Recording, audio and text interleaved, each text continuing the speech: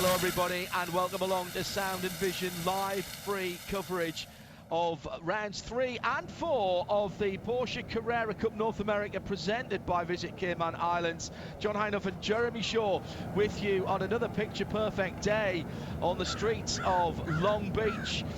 It is a tad cooler than it was yesterday, and by a tad cooler I'm talking probably about 15, well certainly 13 degrees Celsius. We're on the left-hand coast of California, and the Long Beach Street Circuit has such a long and wonderful history here that, I mean, surely you must know it off by heart now. Running down to turn 1, down Shoreline Drive, round the back of the fountain, then down onto Pine, turn right onto East Seaside Way, and then through turns 9, 10 and the hairpin at 11 to finish the lap. Brand new pace car for this event. It's a 992 GT3 street car in racing yellow. Beautiful looking thing, 503 horsepower from a 4-litre naturally aspirated flat 6 Porsche engine sitting at the back. That's come down from the Porsche Experience just south of Los Angeles.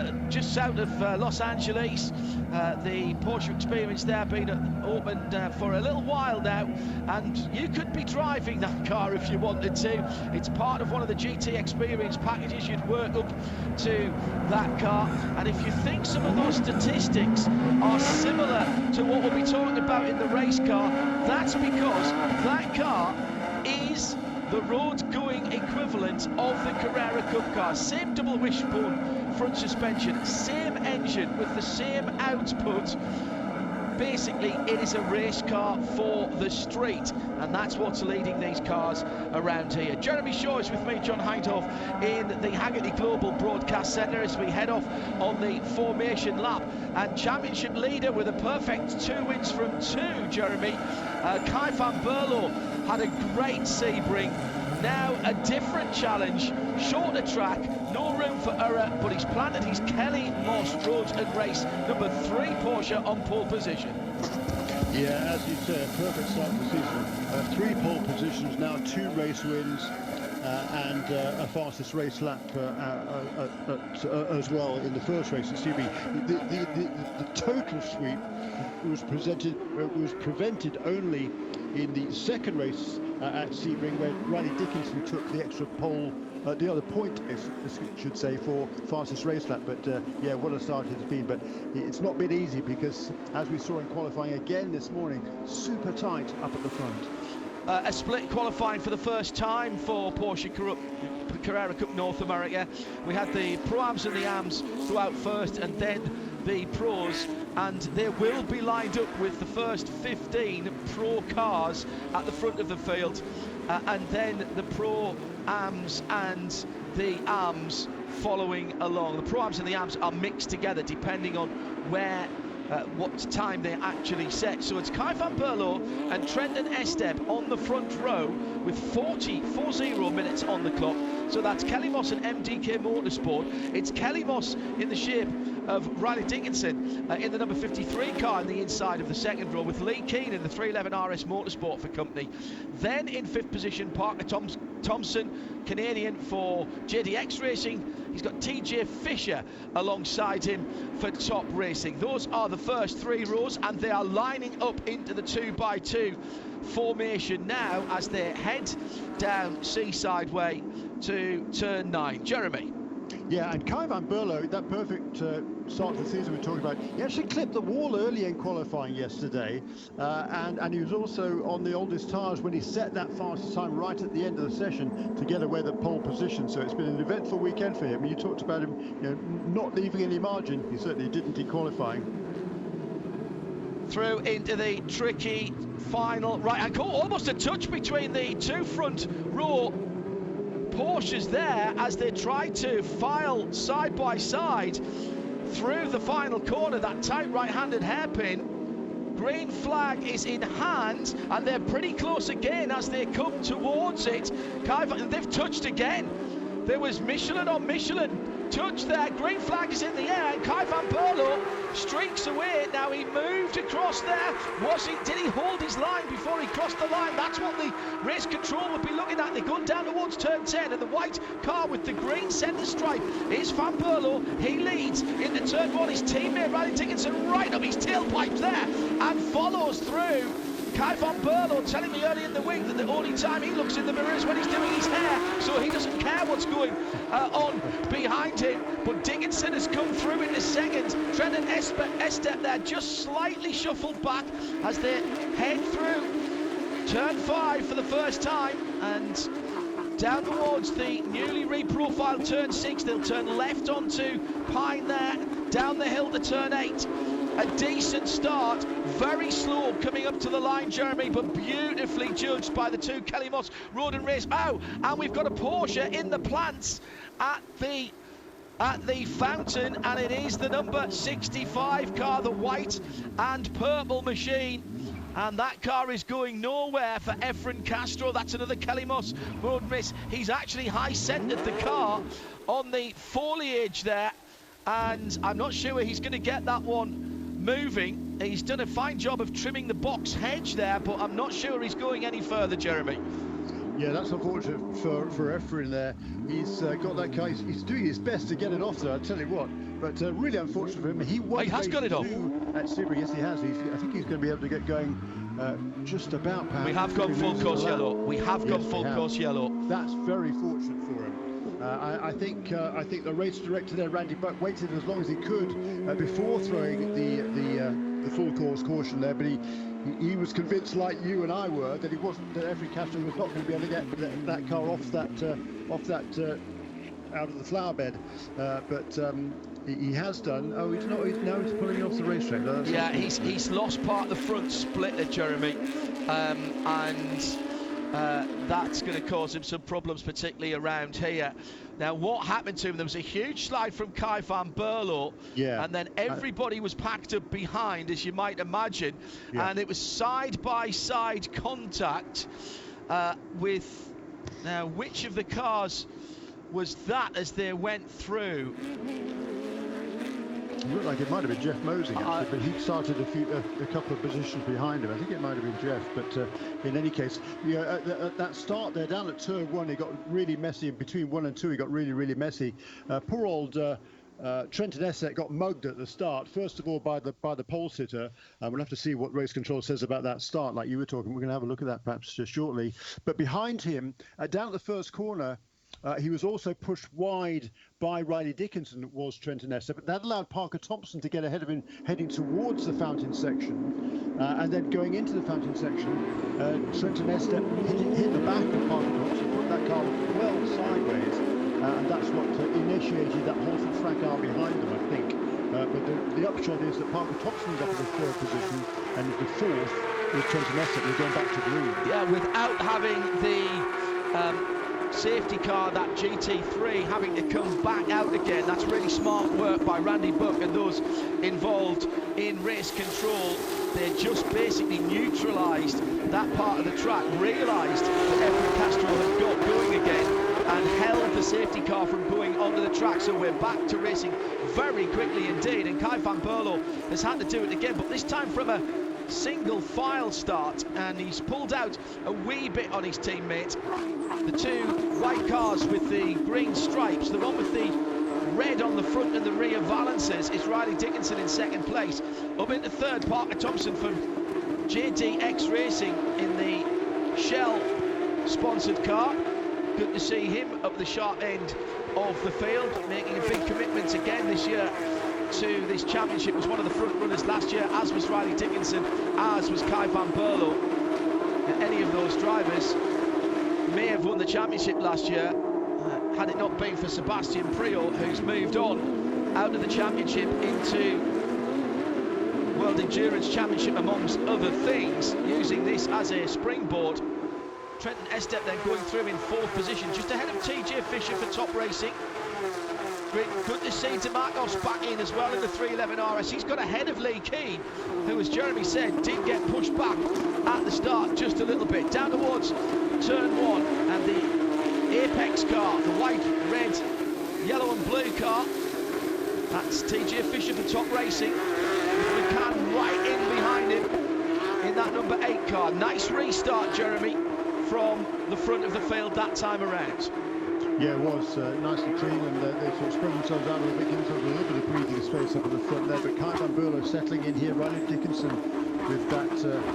There's 3 racing for children's cars there in this race, and they're each distinguishable by sort of a little bit of extra colour on the bottom part of the front bumper, if you like. And the car that's leading Kai van Berlo, that's got the white section there, and then right behind him, with its sort of a reddish or pinkish colour, is Ryan Dickinson in second position, and then let's show the top-up car for JDX Racing and Parker Thompson from Canada hanging on in third place, just ahead of the front row start for Trenton Essep, who he's going to be feeling pretty aggrieved, I think, about what happened there in the first few hundred yards of the race. In 15th position, Justin Oaks for Nola Sport leads the Pro-Am category. All the cars are the same, by the way. It is the driver's experience and in some cases their age that sets them apart. He's ahead of Alan Mekney for Kelly Ross Racing and Jeff Mosing for Top Racing in third, and in Am in a very creditable 19th position, MDK Motorsports, Mark Wame in the number 43 car. He's got Kurt Swearingen between himself and the second position in that category, which is the number 57 car of John Getz from Wright Motorsports. That's how they stand, with still 33 minutes on the clock. Plenty of racing to go here, Jeremy, and this is a track that's going to be tough on these Michelin tyres. The tyre techs and the drivers and engineers will be pleased that the temperatures dropped a bit from yesterday. Yeah, it was really toasty yesterday, that's for sure, and a little bit of a breeze this morning as well, so, you know, it's, conditions are a little bit different out there, but there's battles all the way up and down the field here, and you talked about a few minutes ago, the good start there by Dimitri DeMarcos. He actually made up one position, but he's ahead now of his teammate, the more experienced by far, Lee Keane, who got shuffled back from 4th to 8th in that opening lap. Meantime, it's a battle for 3rd and 4th across the line. It looks like Trenton Essep might have the advantage, but on the left-hand side, going down into turn 1, is the preferred line. That's the inside line for the left-hander, Parker Thompson. Just about manages to hold on to that 3rd position. Yeah, and you are not allowed to put your right-hand side Michelins into the pit lane exit there. Think of it as a brick wall. When you're coming out of the pit lane, you're not allowed to blend earlier, but you're not allowed to steal any of that pit lane entry to open up turn 1 either. And when you're side by side there, you have to be really careful that you do not drop your Michelin tyres on the right-hand side of your Porsche across that double yellow. So race control have been pretty hot on that this weekend, and they will be looking at all of those incidents. The battle for 7th and 8th. Dimitri DeMarcos for 311 in the black Porsche, just going down Seaside now, and in behind him the almost all red car, almost looks like a stock road car. There's a little bit of sponsorship on there with the 311 RS logo on the front end of the car. That's Lee Keane in the number 12 car, so 11 and 12 fighting for 7th and 8th round the hairpin now and back on the Shoreline Drive. The leader, Kai van Berlo, by half a second from his teammate Riley Dickinson.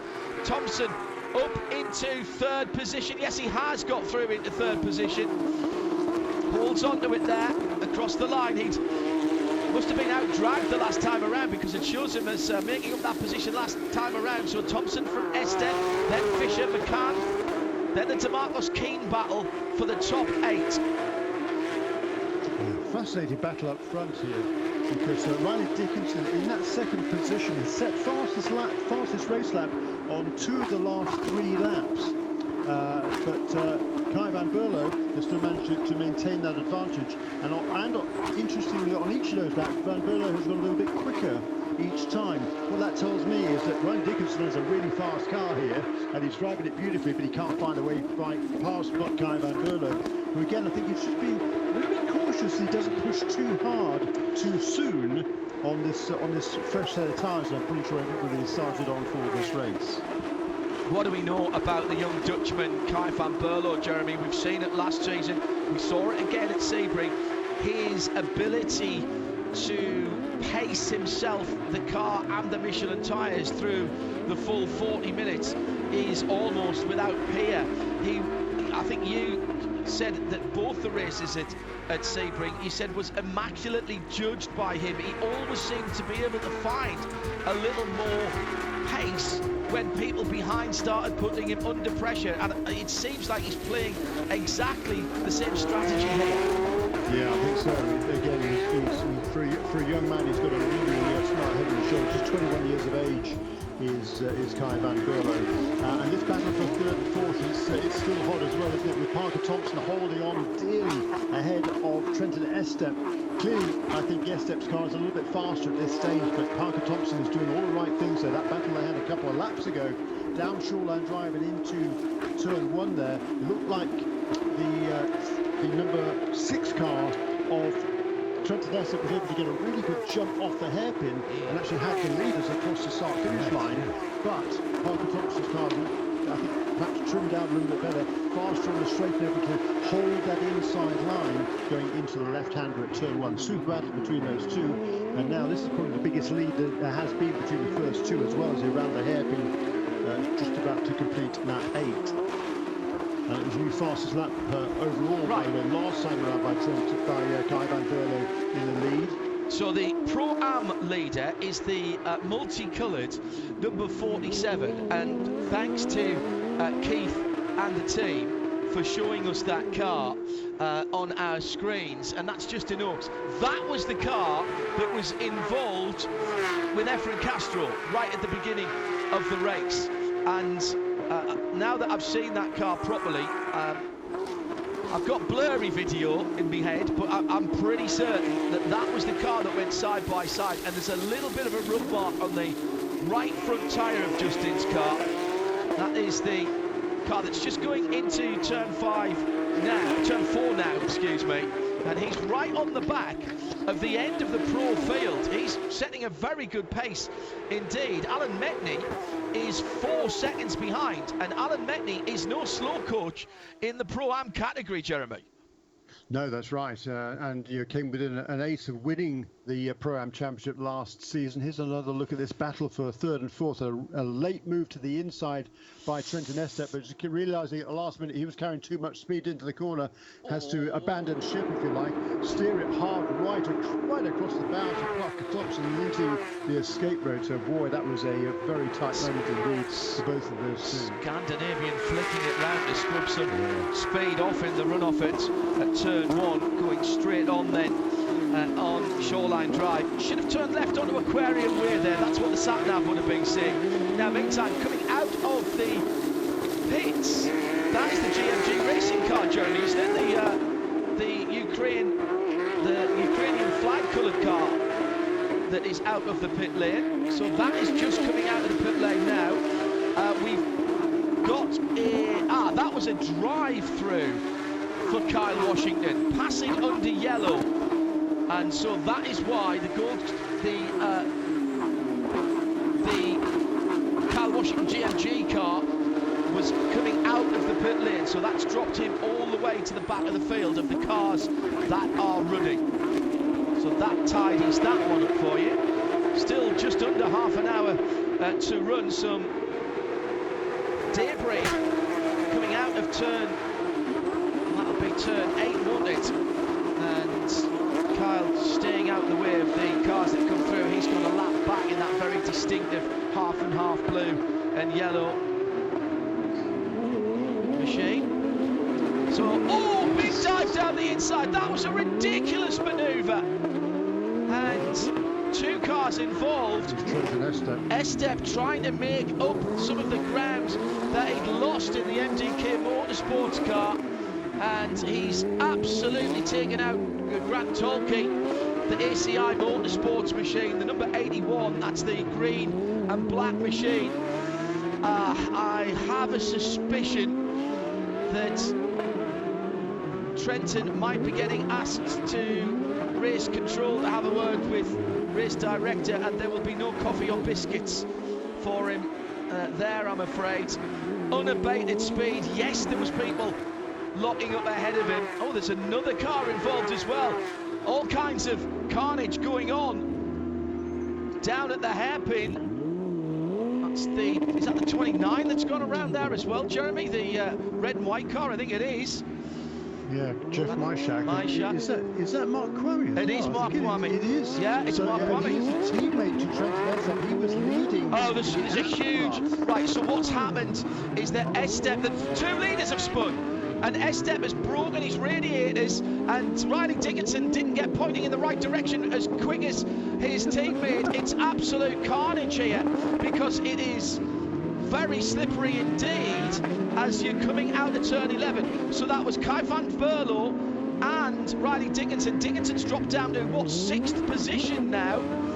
And so that's Parker Thompson has gone through in the yellow full course, in the second rather, full course yellow, and we will now see the bright yellow GT3. I think Mark Kwame has got going again. Yes, he has. So the only car out of all of that hasn't moved is Grant Torquay in the ACI Motorsports, the green and black car. But I'm pretty certain that what happened there was Trenton Estep's radiators at the front of his car were burst on the impact. Yes, they were. Yeah, the 6 car as it went around for MDX. He just arrived there and dived down the inside of the Top Racing 77. That's the Wiley car, and he sort of made that one, but nailed the door of Grant Torquay. Well, that was ambitious to say the very least, Jeremy. No, it was a mistake. Simple as that. It was. He just got carried away there. He knew he was fast, so he went for the lunge, but he forgot to brake. He just braked way too late there. You know, he braked probably 2 car lengths, which is way, and as competitive these cars are, later than he needed to. There's no rubber down there on that inside line. You know, the racing line is out wide there to the left-hand side in order to give yourself enough turning circle to get around the hairpin corner, because it's really tight there. So if you're going to go to the inside, you've got to just flick the car completely sideways under braking, and that he failed to do, and because Grant Torquay's car was already on that path trajectory in any case. So yeah, that was a mistake from Trenton Essep. Look, you know, you're going to make mistakes every now and again. He's a super talented young man, and it's really unfortunate that the race should end that way, and particularly for Grant Torquay, of course, who was the innocent party in that entire episode. And we should say that is very uncharacteristic from Trenton Estep. It's not for me to defend any race driver when they've made a mistake, but clearly frustrated, I think, that he'd missed his braking point down at turn 1 the previous lap. He knew he was embroiled in a battle there, needed to get past those cars as quickly as possible, but was maybe a little bit greedy that time around. The radiator, oh right, so there was another impact from that number 29, the red and white car, Mark Varmit, and that was when cars were turning themselves around. Well, and what happened there was I think perhaps Mark Kwame had spun there, and Jeff Myshak in the number 29, the red and white car, he was quite some way back and really should have slowed down more. I mean, okay. And then the leaders spun. That was bizarre. Both leaders spinning there almost in unison. That was incredible. Riley Dickinson never seen that before. Riley Dickinson didn't commit to the throttle there. I reckon he would have got all the way around if he had done. It's dropped him down to 6th position. But where the concrete wall is coming at you. Oh, really, dear me. Bizarre. But apparently, for artistic impression, the 2 Kelly Moss racing cars have been given a 5.9, which is lovely. Yeah, I think so. Well deserved too. I mean, absolutely magnificent.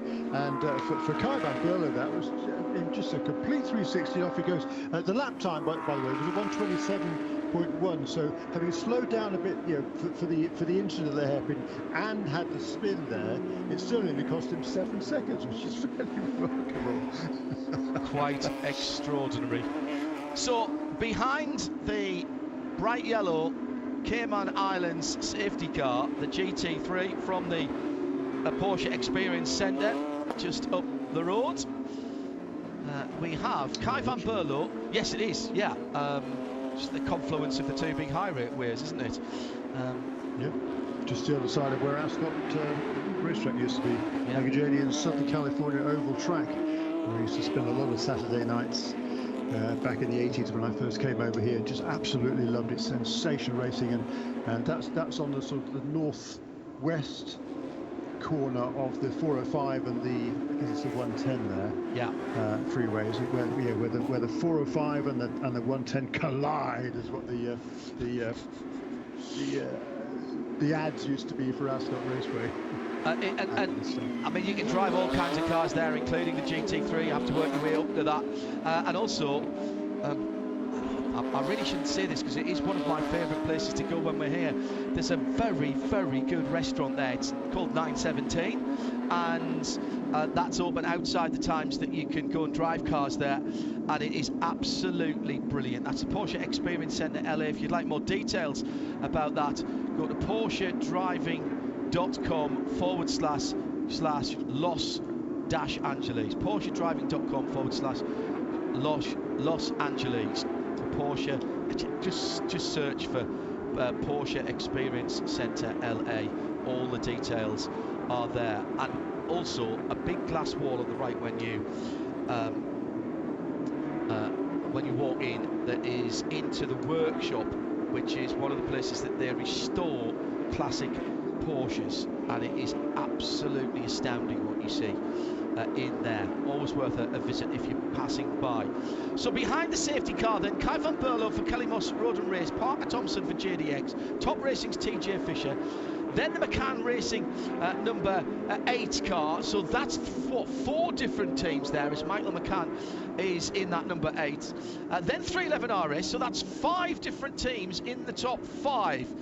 With Dimakos there, Dimitri Dimakos in 5th position. This young man who burst onto the scene at in the last races of last season, in what was supposed to have been a 1-off, or a 3-off, as it were, because it was a triple header at Michelin Raceway Road Atlanta, has come back. 311 of RS have persuaded him to come and do a full series. And he was in a 991 car last year, and my goodness me, the promise that he showed there, Jeremy, has been already fulfilled in the early part of this season. Absolutely right, John, and 311 RS made it possible for Dimitri Dimakos. They didn't just invite him. I mean, they've made it possible. They've actually put all the deals together for him, and he's taking full advantage of it. What a talented young man he is, and a great young man as well. I tell you, his dad's a real character. They couldn't be more different, actually, father and son, Dimakos is, but they're both super nice people, and Dimitri, for one with such little experience, I mean, as you say, that was his first ever pro race at Michelin Raceway Road Atlanta at the end of last season, and he comes out this season and he had 2 good strong runs at Sebring, comes here for his first ever time on a street circuit, and here he is in the top 5. That's pretty darn good for somebody who has very, very little racing mileage compared to most of the other contenders in this race. That's Jeremy Shaw. He's in the Hackney Global Broadcast Centre with me, John Hindhaugh. Thanks to our camera operators and technical and production squads, both here at Long Beach and up at Charlotte as well, of course, for NASCAR Productions and IMS Productions, of course, this weekend, as this is a shared event.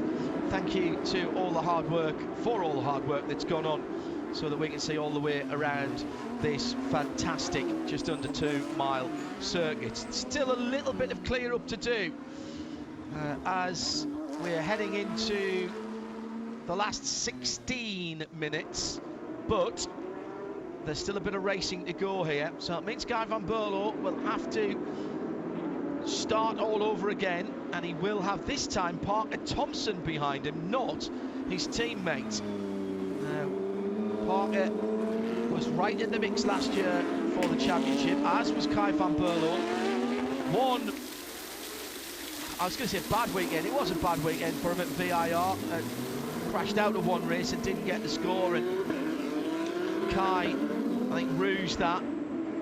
This is a championship, Jeremy, as we saw last year in the first ever Carrera Cup North America. Yes, we've had Porsche Cup racing, but not as Carrera Cup with the full pro class as we had last year and continue this year.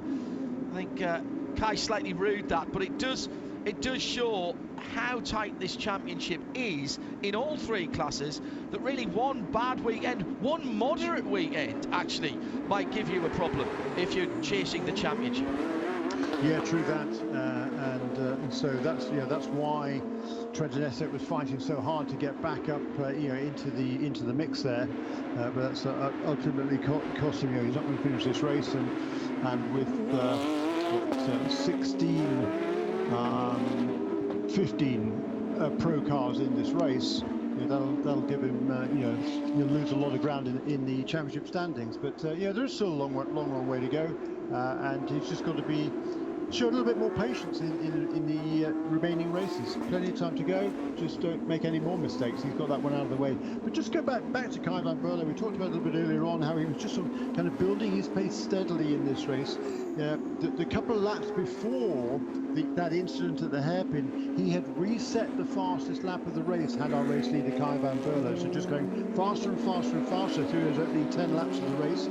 The new fastest race lap was a 1:19.66, which pretty remarkably is faster than his qualifying time from yesterday. And that would have put him ahead of 1, 2, 3, 4, 5, 6 cars on the WeatherTech Sports Car Championship race for tomorrow. So wow.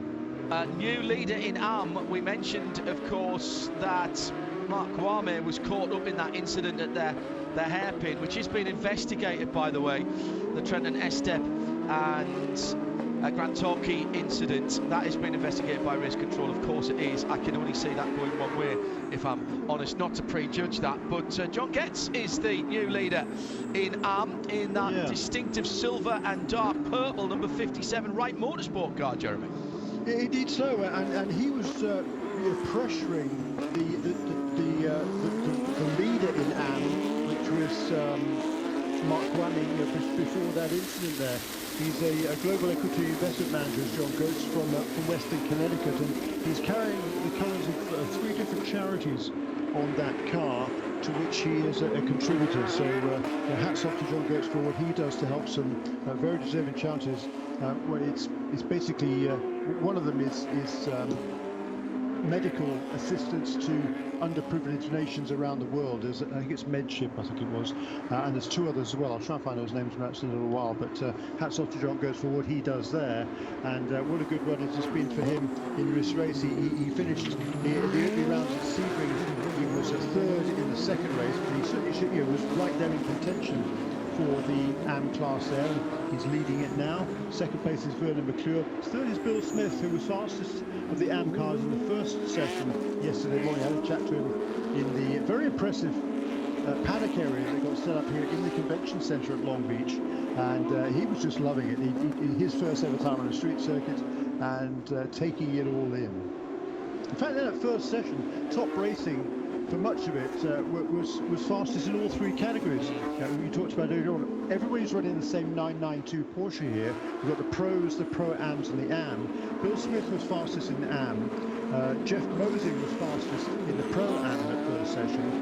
And for much of it, TJ Fisher was quickest at the front of the field as well. He was pipped right at the end by another couple of cars, but certainly an excellent start to the weekend for Top Racing. And TJ Fisher now running in the 3rd place overall in car number 58.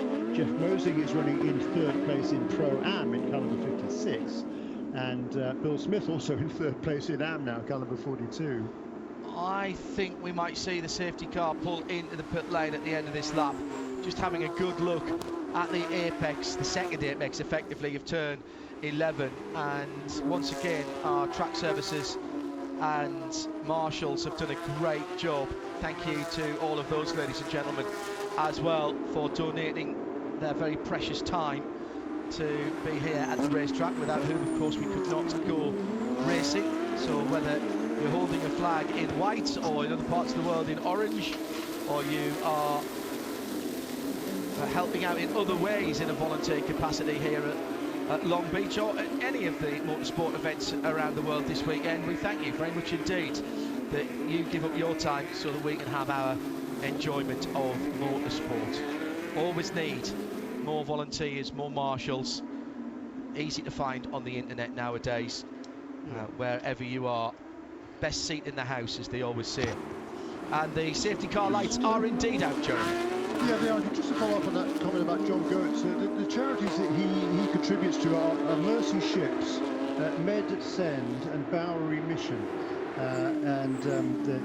They're very deserving cause, and as he calls it, it's a reverse sponsorship. He gives them space on the cars, and for that he gives them some money as well. So hats off to John Gertz for that. He's running in that AM leading car number 57 for Wright Motorsports. It is a thread throughout all of the IMSA championships that there's a high degree of social responsibility, including with the Kelly Moss Road and Race cars, with the Children's Hospital car, which is at the front of the field, and I think 3 cars now, 3 different teams supporting Alzheimer's research in Michelin Pilot Challenge, not here this weekend, and WeatherTech as well. Just under 9.5 minutes to go as we go back to green, and it'll be Kai van Berlo who gets his right foot on the floor, plants the throttle and tries to get a good run through the oil dry at turn 11, and he has got a good start, but he hasn't shaken off Parker Thompson. He's there. They've broken away a little bit from TJ Fisher in the silver car, that GT silver car in third, caught napping a little bit there with the blue on that car as well, the number 58, the blue and red, and there's a little bit of damage as well on Michael McCann's car for McCann Racing on the front end of that flapping around a little bit. But once again, Kai van Berlo for Kelly Moss Road and Race, the young man who came, yes, he was a racing driver, but came to the States ostensibly to go to study. And another coming together, and it's down at turn 1, and that is the number 77 that's amongst that. That's the Wiley car, isn't it, of Top Racing, going the opposite direction, and the other car, I think, is Carl Washington in that very distinctive number. No, it's not Carl Washington, is it? It is. I'll come back to you on that for the moment because we haven't yet gone yellow. The point I was trying to make about Kai van Berlo is he came here to study and then managed to sort out some racing. It wasn't the other way around. He's well into his course, and across the line, and another problem, this time for Vernon McClure in the number 10 Kelly Moss Road and Race, and he's found the concrete as well, and the silver, black and yellow car. He was second in class. Yeah. Bill Smith is going to get a really good result here if he just stays out of trouble. It was Justin Oakes for Nola Sport was the other car involved with the 77. You're kidding? That was the leader in Pro-Am then. Correct. So now Alan Metney is back to the lead, and I don't think Justin has moved yet from turn 1. No, he hasn't. So he's had an eventful opening race of the 2 this weekend. And a complete corner ripped off one of the cars. I think that's actually the number 10 that has lost it. I think that's Vernon McClure's car right front, and so this has become, I'm afraid, a very expensive weekend as the leaders go through. So it was coming down to, must have been coming out of, was there a little nudge there by Vernon, by the car behind Vernon? He's coming down to turn 8, down the straight, down Pine Avenue, and just pitched off to the right-hand side, and that's moved the wall. No wonder it's pulled the wheel off, and he's pulled up to a halt right on the apex of turn 8, behind the curb there, and I actually think we might finish under full course yellow here, Jeremy, because that's a lot. So, oh dear. So it was the number 77 that spun at turn 1 that we got right, and so that was the Wiley car going around, and unfortunately Justin Oakes just had nowhere to go, the leader at the time in the Pro-Am category, and I think he just ran into the wall trying to avoid them. Oh dear. So that was the number 77, the Wiley car went around first, the Top Racing car. We stayed green. Justin Oakes came through. No, yellow. When that car went into the wall, yeah. Big pardon, yep. Before we went yellow, Justin Oakes came through and had nowhere to go. And then in a separate incident, that was at turn 1, down at turn, between 7 and 8. 7's the kink, really, so between 6 and 8, if you know what I mean, going downhill there. Vernon McClure ends up in the wall. he must have had help there.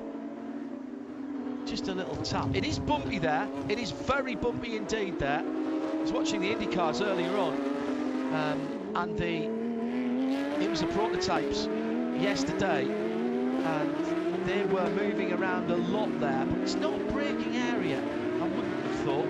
Vernon's out of the car and is walking away unaided, so that's the good news. Yeah, that's the very good news. Great shame there for Justin Oakes, who's doing a magnificent job there, out in the lead of the Pro-Am class. This is just his second year of racing. His first season was last year in the Trans Am in the it's the SGT category. I think he was taking part in and won. And stepping up into the Porsche Carrera Cup North America for this year, was really doing a magnificent job. His first ever street race. I don't think there was a Trans Am race on the streets last year that he would have taken part in, but really impressive. That was a really weird incident there for. Well, Bill Smith was right there in the other top racing car, but I don't think he was close enough to have caused that.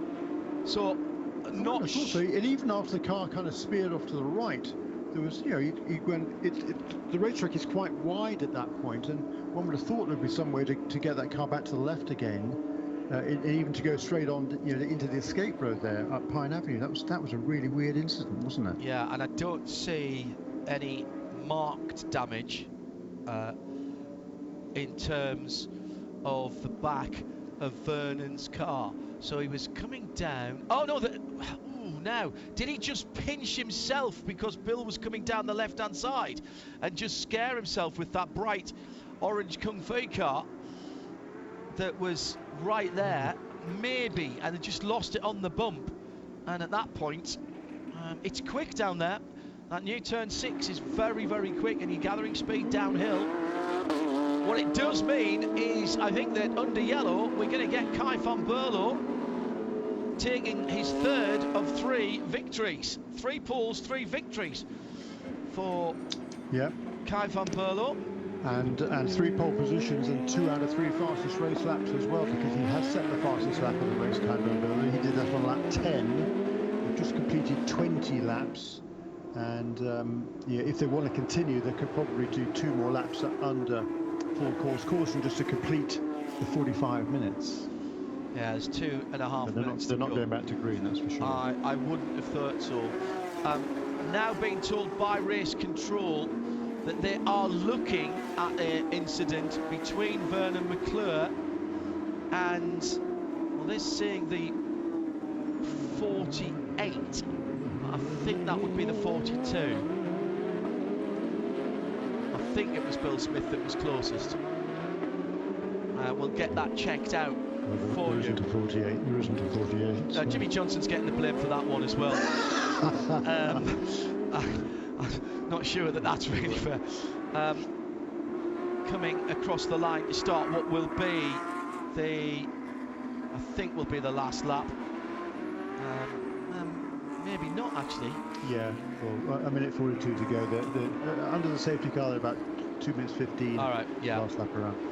So the new addition to the front of the field, the bright yellow GT3 from Porsche Experience Centre LA, has been out on the circuit rather more than we would like to. It's a lovely car, but we wanted to see the racing. I think we can describe that as untidy for the first race of 2. Second race Sunday after the IndyCars.